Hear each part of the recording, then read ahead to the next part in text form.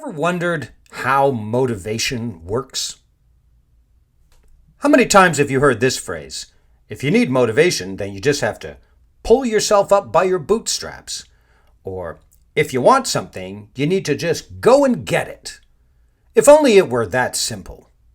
I'm here to tell you that the reason people are motivated and why they have drive has very little to do with actual willpower.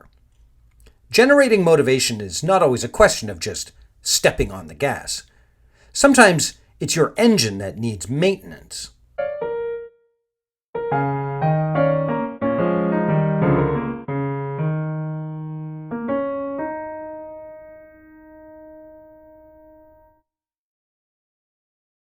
Modern psychology no longer sees motivation necessarily as a means of control, but rather a state of mind.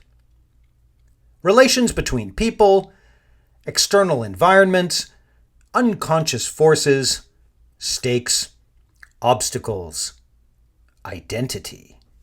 Let's break it down. There are intrinsic and extrinsic factors. There's you, and there's the world. And they're riddled with power structures and agency. The tools and circumstances of this are referred to as instrument and investment. Everyone has a set of tools, everyone has a set of values, and they determine behavior. They determine your drive. Codified motivational profiles are a cross-section of these factors, instruments and investments that can either be intrinsic or extrinsic. Intrinsic instrument, for example, represents our tools, our ability and agency to determine an emotional connection to a task. We like to do things that we're good at and that we enjoy, and we avoid things that are difficult and painful. It has an effect on our motivation. And while intrinsic instrument is driven by feelings, intrinsic investment is driven by character. Our values help us make decisions. They range from personal tastes to basic needs, all of which affect our motivation. The world around us also plays an important role. We can get help from the world in the form of extrinsic instrument. And without outside assistance, it would be very difficult to get anything done. And that too will affect our motivation. Same goes for extrinsic investment. The values of our society have an enormous influence on our motivation. Like it or not, the culture we participate in can be both a driving force and an impediment. And those things all play a part in motivation.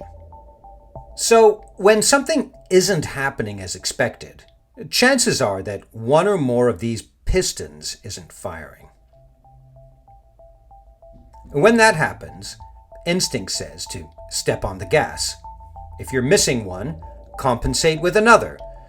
A strong work ethic says work harder, but at the expense of intrinsic instrument.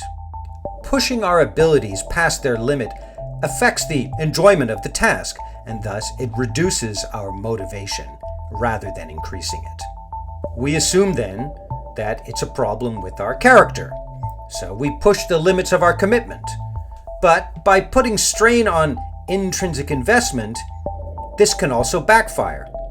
When actions do not align with our values, motivation takes another hit. Clearly then, the world is not dealing you the cards you need. That's extrinsic instrument. Requires intervention in order to get things to go your way, and making others comply may work in the short term, but it's likely to cause friction. And doing so may cause more harm than good. This is because obstacles are often systemic or cultural. They depend on extrinsic investment. If society is not invested in what you are doing, it can make doing it very difficult. And without the support of the world around you, your motivation does not stand a chance.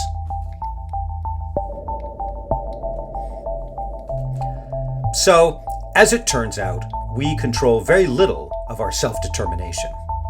Actions occur instead by a delicate balance of these 4 factors.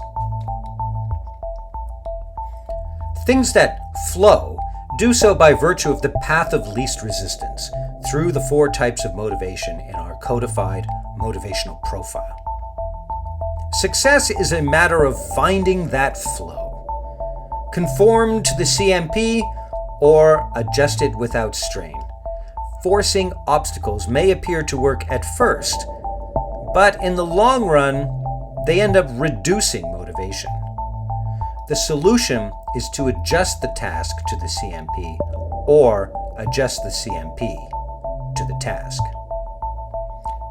In upcoming episodes, I will explain what that means. We'll look more closely at each of the motivational types in the CMP. And we'll look at the psychological and scientific aspects that make them work, and see what aspects can be controlled and what can be adjusted so we can align our plans and get the most out of our motivation. So, stay tuned for more episodes.